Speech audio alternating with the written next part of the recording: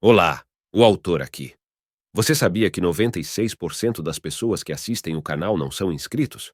Venho aqui no início pedir para que você se inscreva e me ajude a manter este canal.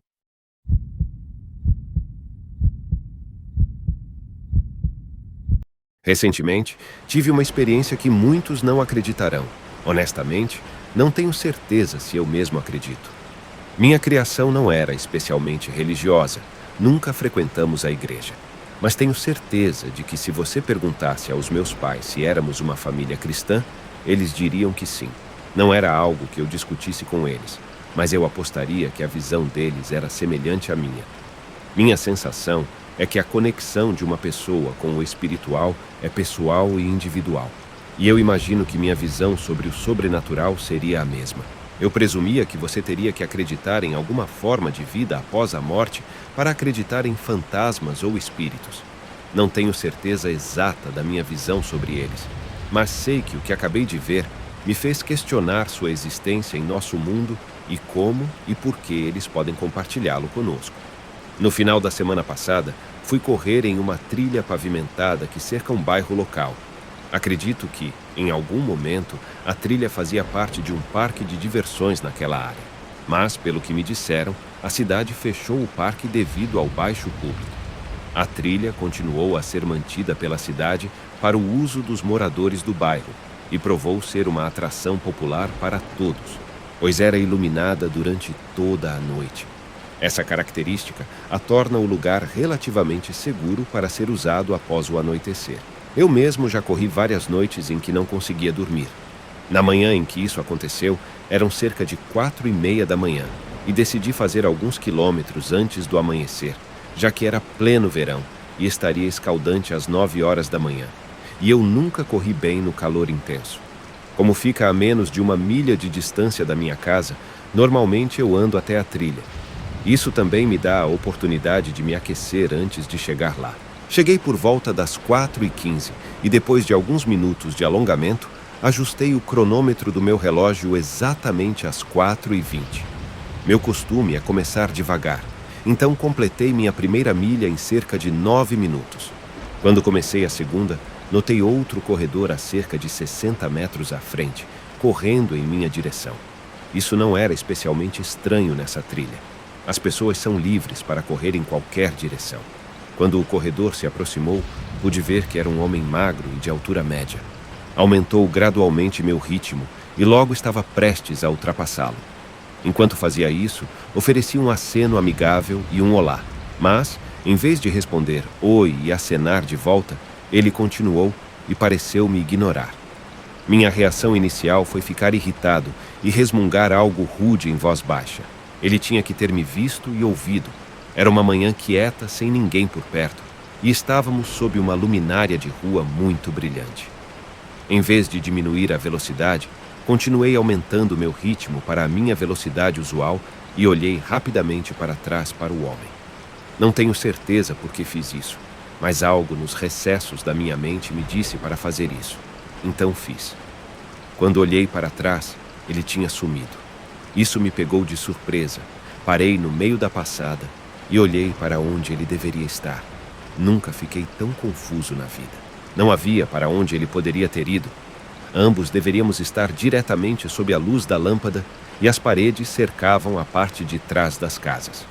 Havia apenas 2 ou 3 metros de grama entre a parede e a borda da pista, e mesmo essa área estava bem iluminada. Foi mais ou menos nessa hora que minha confusão começou a ser substituída pelo medo, e outras perguntas começaram a se infiltrar. Eu acabara de cumprimentar e acenar para um fantasma. Eu realmente acreditava neles em primeiro lugar? Arrepios cobriam meu corpo. Comecei a tremer. Pensei então que talvez tudo isso fosse uma piada, e minha confiança começou a subir novamente. Chamei e perguntei se ele ainda estava lá e ri. Está bem, você pode sair agora. Apesar da tentativa de bravata, eu sabia que isso não era uma brincadeira. A pouca confiança que eu havia recuperado naquele momento rapidamente se dissipou, e fui deixado sozinho, tremendo de medo mais uma vez. Foi mais ou menos nessa hora que meu cérebro me disse para correr para longe e eu ouvi. Saí de lá na direção oposta, é claro, e não parei até chegar em casa. Quando cheguei em casa, minha esposa estava se levantando para trabalhar. Embora eu considerasse contar a ela o que acabara de acontecer, não o fiz. Assumi que ela não acreditaria em mim ou apenas riria de mim. Ela não é uma esposa má ou insensível, mas considerando que passamos uma quantidade considerável de tempo brincando ou pregando peças um no outro, pensei que ela pensaria que eu estava a enganando. Agora você sabe por que eu pensei que alguém poderia estar me pregando uma peça. Infelizmente, neste caso, ninguém estava rindo. Agora eu espero até o sol nascer antes de sair para correr. Quente ou não, eu nunca quero encontrar aquele cara novamente. Voltei à trilha do parque alguns dias depois, mas com minha filha de 15 anos. O tempo todo que estive lá, fiquei constantemente olhando ao redor. Minha filha me perguntou se eu estava tendo uma convulsão ou algo do tipo. Embora fosse engraçado, eu não pude rir porque minha mente estava no homem. Ainda não contei a mais ninguém o que vi. Vocês são as únicas pessoas que sabem, e imagino que todos vocês também não acreditam em mim. Mesmo assim, aqueles que tiveram experiências semelhantes na vida, nunca esqueçam, mesmo que ninguém mais acredite em você, sempre haverá pelo menos uma pessoa que acredita.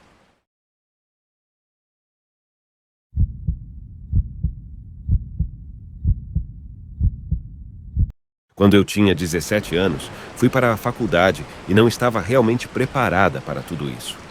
Não tinha um carro e era muito introvertida. Para piorar, tinha muito pouco auxílio financeiro restante depois de pagar minha mensalidade. Então me senti muito sortuda ao encontrar um amigo quase imediatamente. Ele era um ano mais velho, com alguma experiência universitária e era rico, então ele me comprava comida quando saímos. Uma vez, ele me convidou para ir com ele como sua acompanhante para um evento beneficente organizado pelo prefeito. Mas quase imediatamente depois de chegar, meu amigo me abandonou para flertar com algumas garotas mais velhas. Decidi sair e encontrar minha própria diversão. O evento estava ocorrendo em uma casa imensa, então havia muitos corredores vazios e salas para explorar. O som da festa ficava mais distante enquanto eu me dirigia para corredores cobertos por arte incomum. Estava escurecendo lá fora. Eu podia ver pelas janelas com vista para o horizonte, mas esse lado da casa estava estranhamente iluminado apenas por velas. Não tinha visto outro convidado por mais de 1 hora, então me senti segura entrando nas salas vazias e meio que mexendo nas coisas pessoais. Encontrei alguns livros estranhos escritos em símbolos que eu não conseguia entender. Secretamente, eu queria pegar um e estava no processo de enfiá-lo sob minhas roupas quando ouvi uma voz no corredor. Não vinha da direção do evento, mas na direção oposta de uma das salas que eu não tinha entrado. Havia uma luz âmbar vazando dessa sala, então eu podia supor que tinha uma lareira lá dentro. Rastejei pelo corredor até ficar quase na frente da porta aberta. Fiquei em silêncio ouvindo. Eu podia ouvir 3 vozes masculinas conversando na sala. Fui lentamente para os joelhos e me inclinei mais perto. Agora eu tinha uma visão melhor e podia ver 2 homens mais velhos e um mais jovem. Os homens mais velhos estavam tendo uma discussão acalorada sobre voltar para casa. Era difícil ouvir tudo o que estavam dizendo, mas parecia que o homem mais jovem estava com medo e mantinha distância. De repente, o mais velho dos homens avançou para o homem mais jovem e agarrou seu braço, puxando-o para ficar de pé. Então ele disse: "Você fará o que mandamos, Carlos. Devemos voltar agora." O homem mais velho então arrastou o jovem até um espelho oval comprido que eu não havia notado antes. O outro homem mais velho foi até o espelho também. Todos ficaram na frente dele. O homem mais velho então disse: "Carlos, abra a porta agora." O espelho parecia estar tremeluzindo por um segundo e parou. A reflexão dos 3 homens então mudou. Seus rostos não eram humanos. A melhor maneira que consegui descrevê-los foi algo como draconianos. Era como humano, mas com um focinho curto, escamas e dentes afiados. Suas sobrancelhas eram onduladas como lagartos. Enquanto eu assistia em choque e horror, eles entraram no espelho. Sentei-me de volta nos calcanhares e percebi que tinha parado de respirar. Eu provavelmente estava lá apenas por segundos, mergulhada no meu medo. Então eu me levantei e corri. Continuei correndo até chegar ao parque que fica ao lado dos meus alojamentos. Só contei isso para uma outra pessoa, minha terapeuta, quando eu tinha cerca de 32 anos. Ela não acreditou em mim. Nem mesmo sei o que vi, mas tive muito tempo para lembrar a memória repetidas vezes. Isso me assusta, me perguntando se eles me viram. Até eu mesma me assusto, imaginando se eles me viram. Se viram, espero que não voltem para me punir.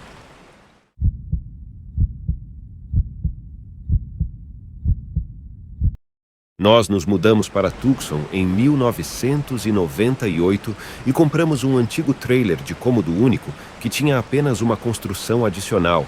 Sim, passamos a morar num trailer. O quarto principal estava no final de um longo corredor. Muitas vezes à noite, quando nossos filhos estavam dormindo em suas camas, meu marido e eu ouvíamos alguém correndo para cima e para baixo no corredor, mas nunca vimos ninguém lá. Em outras noites, eu via um homem grande parado sobre mim, no meu lado da cama. Ele vestia uma camisa xadrez vermelha e apenas ficava lá, me encarando a noite toda. Meu marido nunca o viu e muitas vezes descartava como se fosse um sonho. Todos nós brincávamos ocasionalmente sobre nossos fantasmas, mas nunca nos sentimos ameaçados ou com medo.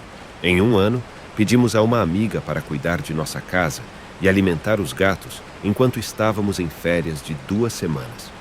Ficamos horrorizados ao voltar e encontrar fezes de gato, comida de gato e sal espalhados por toda a casa. Ligamos imediatamente para nossa amiga Sandy, que disse que explicaria tudo, mas se recusou a ir até nossa casa.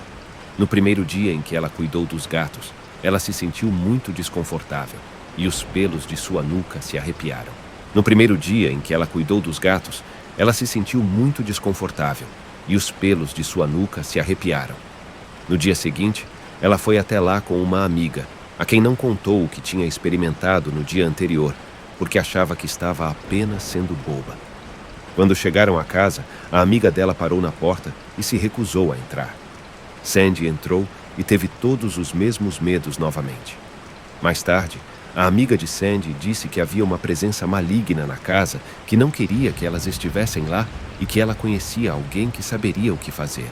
Essa pessoa aconselhou que elas espalhassem sal grosso ao redor do perímetro interno da casa, acendessem bastões de sálvia e dissessem aos espíritos para seguir em frente.